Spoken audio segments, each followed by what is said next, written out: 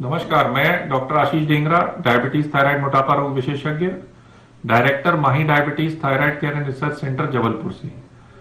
प्रतिवर्ष 14 नवंबर को विश्व मधुमेह दिवस मनाया जाता है ताकि जन सामान्य में ज्यादा से ज्यादा इसकी जागरूकता फैलाई जा सके। तो इस साल का थीम है एक्सेस टू डायबिटीज एजुकेशन, मतलब डायबिटीज की जानकारी हर एक व्यक्ति को पूरे विश्व में होनी चाहिए कि डायबिटीज होती क्या है, उसके लक्षण क्या होते हैं, दुष्परिणाम क्या होते हैं और उसको कैसे मैनेज करना चाहिए आसानी से।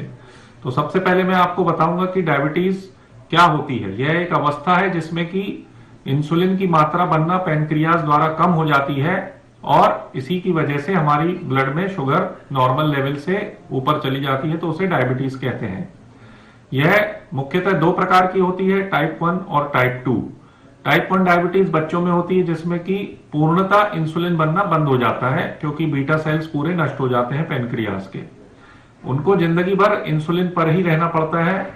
यह कम उम्र के बच्चों में और जुवेनाइल पेशेंट्स होते हैं जो 10-12 साल के, अभी कुछ यंग पेशेंट्स भी आ रहे हैं 28-29 साल में जिनको टाइप 1 डायबिटीज हो रही है। तो उनका हमारे को यह संदेश देना है कि जिंदगी भर उनको इंसुलिन पे रखना पड़ता है।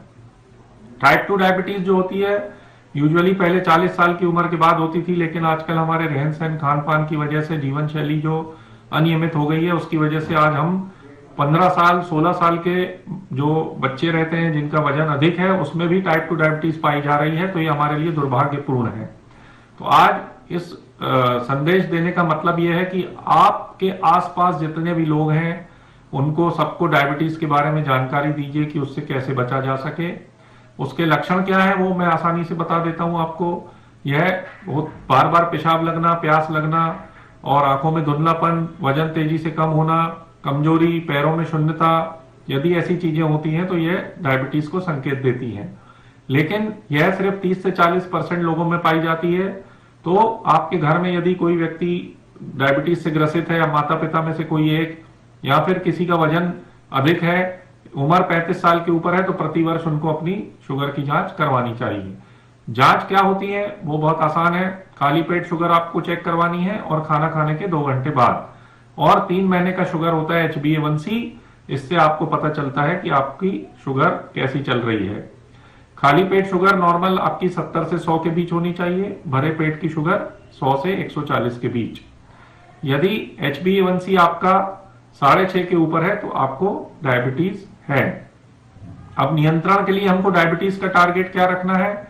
यदि आपको डायबिटीज हो गई है तो खाली पेट 120 के नीचे और खाने के 2 घंटे बाद वाली शुगर 180 के नीचे रहनी ही चाहिए ताकि उसके आगे दुष्परिणाम ना हो।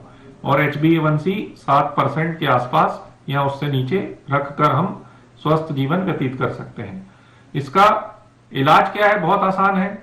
इलाज में आपको यदि टाइप 2 डायबिटीज है तो शुरुआती अवस्था में डाइट, एक्सरसाइज, मेडिटेशन के साथ आपको दवाइयां दी जाएंगी। यदि नियमित रूप से आप संतुलित भोजन लेते हैं, डाइट, एक्सरसाइज फॉलो करते हैं तो कम मात्रा की दवाइयों से आपकी शुगर बहुत सालों तक कंट्रोल हो जाती है। टाइप 1 में मैंने आपको बताया जिंदगी भर इंसुलिन लगता है। और एक आसान तरीका मैं आपको बताता हूं डायबिटीज से लड़ने का। EDM अपनाओ, डायबिटीज पर नियंत्रण पाओ। E फॉर एक्सरसाइज, आधा घंटा रोज पैदल चलें, डांस करें, जुम्बा करें, स्विमिंग करें, जॉगिंग करें, जो आपको पसंद है वो करें। ई से होता है exclusion, exclusion of alcohol, tobacco, खराब चीजों से दूर रहिए।